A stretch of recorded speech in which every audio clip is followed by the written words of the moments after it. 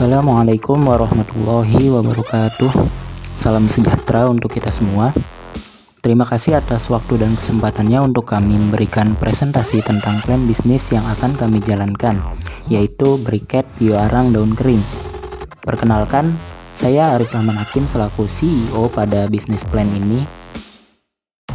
Dan selanjutnya saya Muhammad Rizky Maulana sebagai CMO dan COO, Chief Marketing Officer and Chief Operating Officer.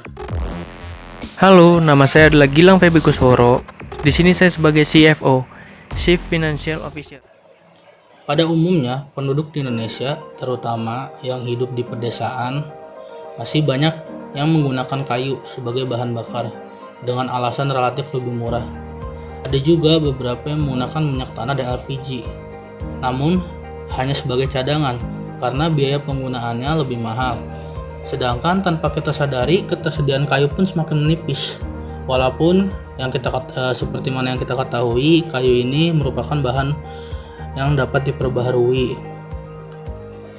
Kayu di sini semakin menipis dengan seiring menipisnya juga bahan bakar, yang mana itu semakin menipis seiring dengan bertambahnya populasi manusia.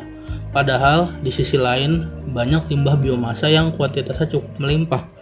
Contohnya daun kering, tempurung kelapa, dan yang lain-lain.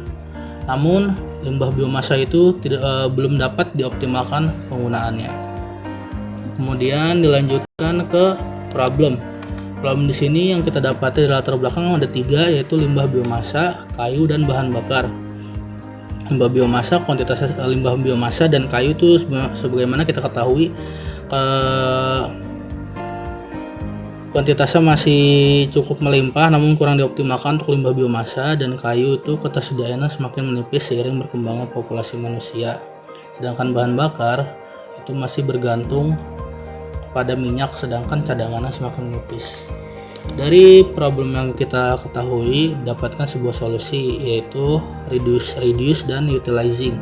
Reduce, pengurangan. Apa yang dikurangi yaitu penggunaan bahan bakar dari kayunya, penggunaan bahan baku yaitu berupa kayunya, karena kayu di sini masih lebih tinggi nilai ekonominya yang digunakan sebagai alternatif lain dibanding sebagai bahan bakar, dan masih banyak penggunaan yang memiliki nilai kuantitas yang cukup tinggi dibanding sebagai bahan bakar. Untuk utilizing, di sini kita memanfaatkan bahan-bahan limbah biomasa yang telah kita disebutkan tadi untuk memaksimalkannya.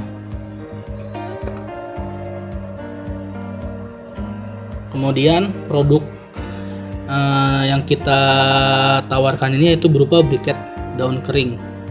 Keunggulan dari briket daun kering ini, yang pertama tidak menimbulkan zat berbahaya, yang kedua ramah lingkungan, yang ketiga biaya produksi relatif lebih murah, yang keempat penggunaan bahan bakar cukup fleksibel karena dapat dicetak dalam berbagai bentuk. Jadi tidak perlu alat pencetak pun kita masih bisa memproduksinya. Baik, di sini saya akan menjelaskan bagian potensi. Potensi itu sendiri ialah hasil produksi briket daun kering dalam jangka waktu. Di sini kita bisa lihat diagram dalam slide, yaitu perbandingan dari satuan massa per waktu, di mana kita dapat memproduksi dalam 10 kg per jam, 25 kg per hari, 650 kg per bulan, hingga 7.800 kg per tahun. Ini dari hasil produksi briket daun kering. Dari hasil produksi ini, kita memperkerjakan 3 karyawan. Bagaimana untuk bahan bakunya? Untuk bahan bakunya kita dapat bekerja sama dengan organisasi-organisasi yang peduli terhadap lingkungan sekitar, komunitas-komunitas, atau bahkan lembaga-lembaga pemerintah. Karena bahan bakunya sendiri adalah daun kering yang mudah dicari. Lalu bagaimana dengan tahap proses produksi? Dalam tahap proses produksi itu sangat mudah. Pertama yang dapat kita lakukan adalah pengumpulan dari bahan baku tersebut. Seperti yang dijelaskan yang tadi, kita dapat bekerjasama dengan organisasi, komunitas, atau lembaga-lembaga pemerintah. Lalu kita membutuhkan bahan 1 kg tepung maizena dan 5 kg daun kering. Lalu diaduk hingga merata, dicampurkan dengan air, lalu dicetak dengan mesin pencetak atau bahan cetakan yang kita mau. Untuk strategi pemasarannya, dari potensi hasil produksi briket daun kering dapat dilihat dengan hasil produksinya. Dengan 3 orang yang mempekerjakannya. Bayangkan jika 10 kali lipat dari yang sekarang, maka hasil produksi briket daun kering akan mengalami kelonjakan yang signifikan. Dari mana kita dapat 10 kali lipat orang yang akan mempekerjakannya? Kita dapat mengajak masyarakat yang belum mempunyai pekerjaan atau pengangguran. Karena dengan proses yang produksi dengan cukup mudah, kita akan membantu mereka mengerti dalam proses pengerjaannya. Lalu untuk strategi pemasarannya, kita dapat penjualan langsung, yaitu produk, dengan melalui media sosial, website, online shop, toko, atau pedagang keliling. Dengan keunggulannya yaitu yang efisien, efektif, dan ramah lingkungan.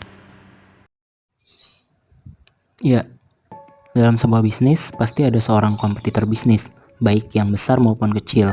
Dari segi kompetitor, untuk briket bio arang daun kering ini akan bersaing dengan briket batu bara, juga briket bio arang dengan bahan baku lain selain daun kering.